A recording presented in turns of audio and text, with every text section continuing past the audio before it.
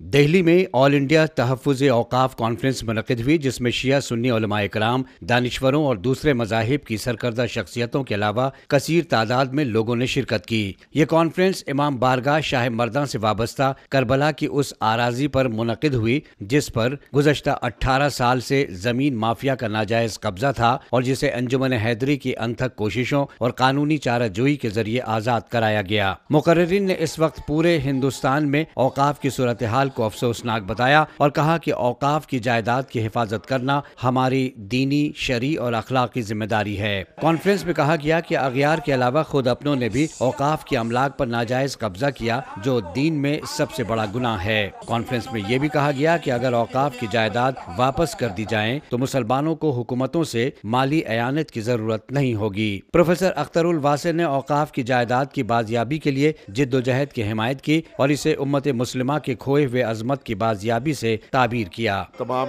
مسلمانوں کو اپنے ساتھ لیں گے، بلکہ اپنے ہندو بھائیوں کو بھی ساتھ لیں گے، کیونکہ ان کے بھی بہت سے ٹرسٹ، وقت تو نام نہیں دیتے ہیں، وہ ٹرسٹ دیتے ہیں، ان کے بھی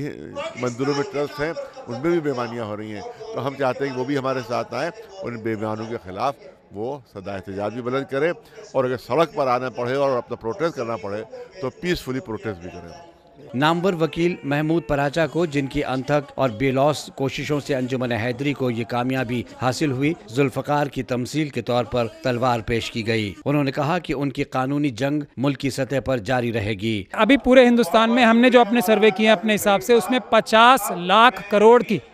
وقف کی پراپرٹیز اس میں ہیں جن پہ قبضہ ہے، سرکاروں کا بھی، مسلم لوگوں کا بھی اور غیر مسلم لوگوں کا بھی۔ تو اگر 50 لاکھ کروڑ کا ذخیرہ ہم اسے استعمال کر پائیں، اور جو اب قانونی طریقے ہیں، بابا بھیم راؤ امبیڈکر نے جو قانونی طریقے، آئینی طریقے ہمیں دیے ہیں، اس سے بھی دیکھا جائے تو بہت جلد ہم خالی کرا سکتے ہیں۔ بہار میں شیعہ اوقاف کی جائیداد پر ناجائز قبضے کے خلاف مسلسل جد و جہد کرنے والے مولانا شبیب کاظم نے، جنہیں صدائے حق بلند کرنے پر ماضی قریب میں ظلم و تشدد کا نشانہ بنایا گیا اور جنہوں نے قید و بند کی صعوبتیں برداشت کی اور جنہیں آج بھی سنگین نوعیت کے مقدمات کا سامنا ہے، کہا کہ اس کامیابی سے ان کی تحریک کو تقویت ملے گی اور دشمنوں کا حوصلہ پست ہوگا۔ عوام کے اندر کوئی نا امیدی پیدا کرائی جا رہی تھی کہ کیا ہوگا، تو ایک یہ نتیجہ سامنے ہے کہ جیسے یہاں کامیابی ملی ہے وہاں کے معاملات کو کامیابی ملے گی۔ اور دوسری بات سب سے اہم یہ ہے کہ وہ ظالم جو ابھی وہاں مومنین کے خلاف سیاست کر رہے ہیں، ان پہ جھوٹا کیس کر رہے ہیں، خود 35 FIR ہر قسم کا چوری ڈکیتی کا ہم لوگوں کے اوپر ہے، تو ان کے اندر ڈر پیدا ہوگا کہ آخر میں یہی نتیجہ ہوگا کہ وہ کیس ہاریں گے، پھر ان کے اوپر الٹ کے کیس ہوگا اور ان کو ہرجانہ اور کمپنسیشن دینا پڑے گا جو کروڑوں میں ہوگا۔ اس کانفرنس میں پورے ہندوستان میں اوقاف کی موجودہ صورتحال پر انتہائی افسوس کا اظہار کیا گیا اور یہ کہا گیا کہ اب پورے ہندوستان میں وقف چوروں کے خلاف جنگ کا اعلان کر دیا گیا ہے۔ شمشاد کاظمی، سیر عالمی نیٹ ورک، دہلی۔